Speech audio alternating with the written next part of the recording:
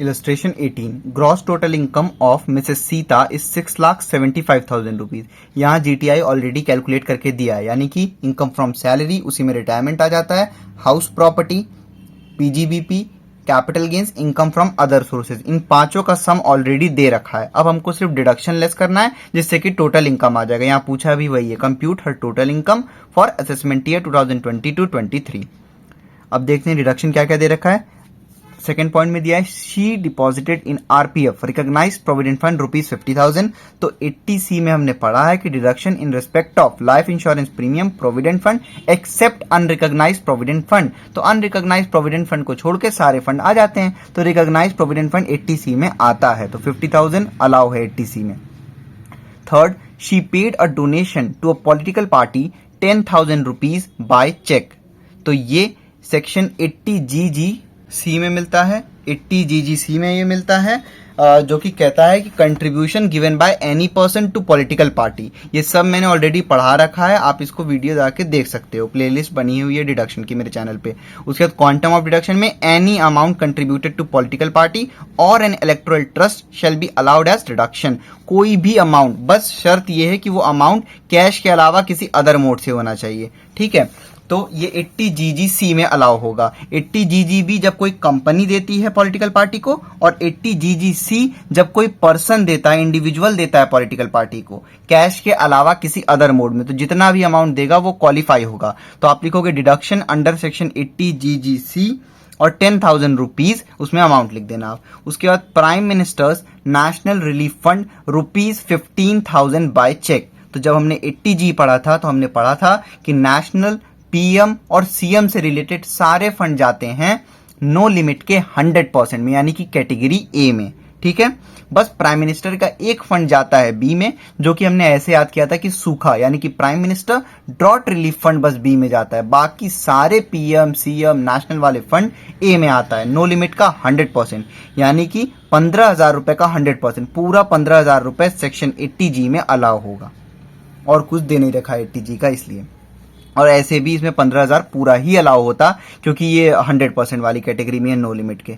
She paid medical insurance premia on health of a spouse aged 47 years ₹27,000 by cheque. सबसे पहली बात तो health, medical treatment, medical से related 3 deduction है, तो उसमें आप कंफ्यूज मत होना। सबसे पहला डिडक्शन जो है वो है 80D, जो कि मेडिकल इंश्योरेंस प्रीमिया की बात करता है, मेडिकल इंश्योरेंस प्रीमियम की बात करता है, जिसकी इसमें जरूरत है। 80DD जो है वो मेडिकल ट्रीटमेंट ऑफ डिसेबल की बात करता है, और 80DDB जो है वो medical treatment of specified disease की बात करता है, तो कंफ्यूज ना होना। अब आ जाओ इस वाले पे, तो ये फोर्थ वाला दिया है मेडिकल इंश्योरेंस प्रीमियम। तो मेडिकल इंश्योरेंस प्रीमियम से डील करता है सेक्शन 80D।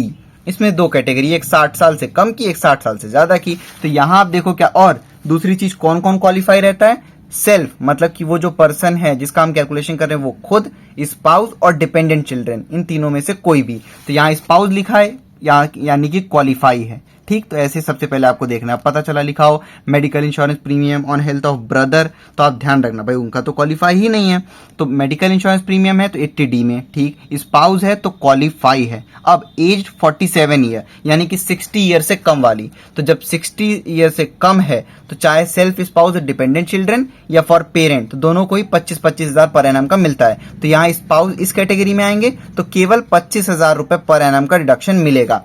इसमें कितने का इन्होंने इंश्योरेंस प्रीमियम ले रखा है, कितना पे किया है, 27,000 रुपए इन्होंने पे किया है चेक के थ्रू, और चेक के थ्रू भी होना चाहिए, कैश के थ्रू नहीं। तो आप क्या कहते हैं, इसमें 80D में 60 ईयर से कम के केस में केवल 25,000 रुपए पर एनम अलाउ होता है। तो आप 2,000 को काट दोगे, लिखोगे deduction under section 80D, maximum limit 25,000, तो केवल 25,000 रुपए यहां अलाउ होगा। अगर यही चीज एज इनकी 60 से ज्यादा होती तो आप 50,000 रुपए तक का डिडक्शन दे सकते थे, लेकिन ये 60 से कम है, इस वजह से आप यहां पे केवल 25,000 रुपए अलाउ करोगे। Computer total income for assessment year 2022-23। अब सॉल्यूशन देखेंगे हम इलस्ट्रेशन 18 का। सबसे पहले हम सीधे फॉर्मेट बनाएंगे, कंप्यूटेशन ऑफ टोटल इनकम, फिर जो भी असेसमेंट ईयर चल रहा होगा हम वो लिखेंगे, फॉर द असेसमेंट ईयर 2022 2023। तो इसमें ग्रॉस टोटल इनकम दे रखा है, तो हम लिखेंगे gross total income. Mrs Sita का ग्रॉस टोटल इनकम दे रखा है 6,75,000। ये ऐसे हमको कैलकुलेट करना होता है, लेकिन ऑलरेडी कैलकुलेट होके दिया है। उसके बाद आप लेस करोगे deduction under section 80C to 80U, जितने भी डिडक्शन दे रखे हैं तो डिडक्शन आप लेस करोगे। तो सबसे पहला डिडक्शन है डिडक्शन आरपीएफ। तो आरपीएफ किस में आता है? 80C में। तो आप लिखोगे deduction under section 80C, deposit in RPF यानी कि रिकॉग्नाइज्ड प्रोविडेंट फंड। कितना हजार? 50,000 रुपए। अब देखो आप इस क्वेश्चन में 80C का केवल यही दे रखा है। दूसरी चीज 80CCC और 80CCD सबसेक्शन 1 भी नहीं दे रखा है। तो अब सिर्फ इसका लिमिट कितना है? 1,50,000, जिसके अंदर ये क्वालिफाई है। तो ये 50,000 आप पूरा 80C में क्वालिफाई कर दोगे। उसके बाद she paid a donation to political party ₹10,000 by cheque. तो जब कोई इंडिविजुअल किसी पॉलिटिकल पार्टी को डोनेशन देता है तो वो आता है 80GC में। जब इंडियन कंपनी देती है तो GGB में आता है। तो ध्यान रखना, यहां इंडिविजुअल है इसलिए आप लिखोगे deductions under section 80GC donation to political party any amount. इसमें कोई भी लिमिट नहीं है, जितना अमाउंट पे किया, बस शर्त ये है कि कैश के अलावा किसी और मोड से पेमेंट करना। तो पूरा जितना दिया उतना अलाउ कर दो, 10,000 पूरा अलाउ कर दो आप। उसके बाद दे रखा है prime ministers national relief fund. तो ये हमने पढ़ा है 80G में आता है, डिडक्शन अंडर सेक्शन 80G, और 80G में नो लिमिट के 100% में जाएगा, क्योंकि नेशनल पीएम सीएम वाले सारे फंड जाते हैं नो लिमिट के 100% में, एक्सेप्ट पीएम का ड्रॉट वाला। तो ये ड्रॉट वाला तो है नहीं, तो प्राइम मिनिस्टर वाला फंड आ जाएगा ए में। तो आप सी और कुछ दे नहीं रखा, इसलिए हमको चार्ट बना के सॉल्व करने की जरूरत है नहीं। ठीक है, और इसमें तो हम यहाँ सीधे सीधे लिख देंगे prime minister national relief fund में डोनेशन किया गया है कितना हजार? 15,000 रुपए चेक के थ्रू। तो भाई 100% क्वालिफाई है, तो 15,000 एट द रेट 100%, भाई मतलब पूरा अमाउंट क्वालिफाई है 15,000।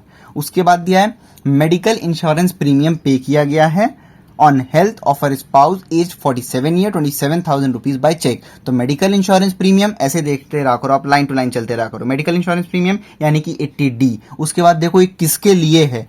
भाई कोई किसी ऐसे बंदे के लिए ना हो जो कि क्वालिफाई ही ना हो, तो स्पाउस के लिए। तो स्पाउस के लिए क्वालिफाई है, तो सबसे पहले तो आप यहां लिख दो कि डिडक्शन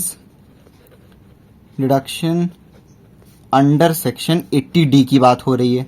ठीक है, दूसरी चीज वो मेडिकल इंश्योरेंस प्रीमियम की बात हो रही है। अब कितने अमाउंट की बात है? 27,000। तो ये अमाउंट किस पे डिपेंड करता है? एज पे।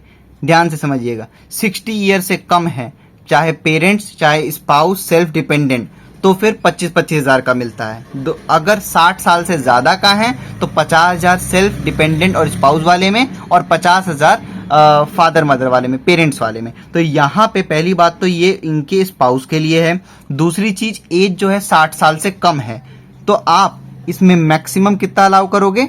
मैक्सिमम लिमिट इसकी कितनी है 80D की? 25,000 रुपए। और इसमें कितना है मेडिकल इंश्योरेंस प्रीमियम? बुक में कितना लिख रखा है? 27,000 रुपीज इन्होंने पे किया, मिसेस सीता ने अपने स्पाउस यानी कि अपने हस्बैंड के लिए पे किया मिसेस सीता ने 27,000। 2,000 रुपए ज्यादा है, आप 2,000 रुपए कट कर दो, क्योंकि मैक्सिमम लिमिट जो 60 साल से कम की एज है उनके लिए केवल 25,000 है। तो आप लिखोगे 25,000 रुपीज, और कोई डिडक्शन है नहीं, आप इन सबको ऐड कर दो। तो ये हो जाएगा 50 10 60, उसके बाद 60,000 प्लस 15,000 प्लस 25,000, ये आ गया 1 लाख रुपीज। ये यहां पे लिख देता हूं, ये हो गया 1 लाख रुपीज। और इस 1 लाख को आप 6,75,000 में से लेस कर दोगे तो ये आ जाएगा 5,75,000 रुपीज़। ये आ गया आपका टोटल इनकम